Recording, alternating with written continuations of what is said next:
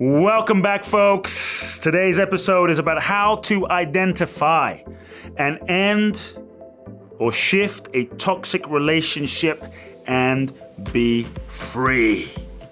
You know, I think we've all had those relationships, right, that have been difficult, that have been challenged.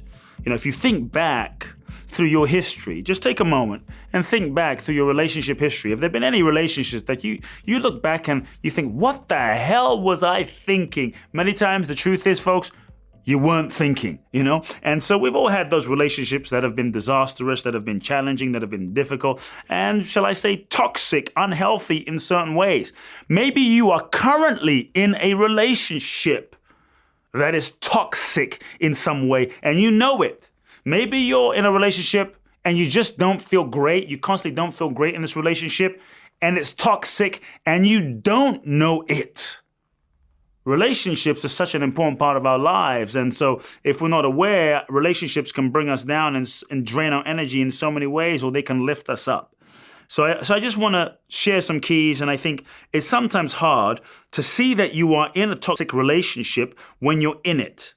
Many times people don't know they're in one until it's too late, until you're too far down the rabbit hole, or until it's done. Sometimes it's only at the end or once you're out of the dynamic, you're out of the woods of the toxic relationship, that you realize, wait a second, I was in a toxic relationship. See, we get so invested sometimes into our relationships, and so we often can't see clearly as we are clouded by our conditioning. It's our conditioning from childhood and parents, et cetera, that cloud our ability to sometimes choose clearly, see clearly, or make it difficult for us to end the relationship when even though you might know you need to end the relationship because it's not healthy.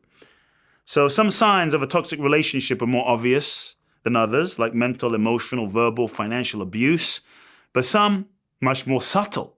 That makes it difficult. So here's a few signs of toxic relationship. For example, the first might be you are constantly bringing out the worst parts of each other. Constantly, you know, you're triggering each other, pushing each other, speaking to each other in a certain way. Constantly, so you're always bringing out the worst parts of each other. And deep down, you know, you're like, I'm not a bad person. Why do I keep acting this way?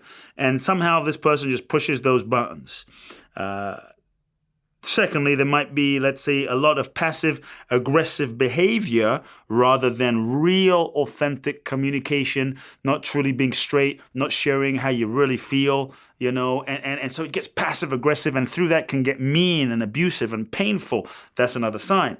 Another sign of toxic relationship could be excessive jealousy, control, possessiveness. I remember many, many years ago, I was about, 21 years old, being in a relationship with this amazing woman, love of my life, I thought, was with her for 4 years.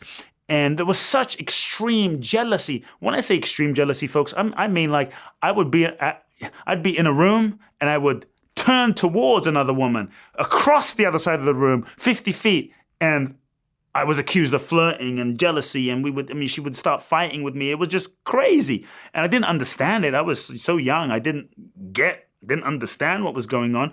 But I didn't understand till years later that relationship was unhealthy and it was toxic. So excessive jealousy, control, possessiveness. The next sign might be constantly criticizing each other, tearing each other down.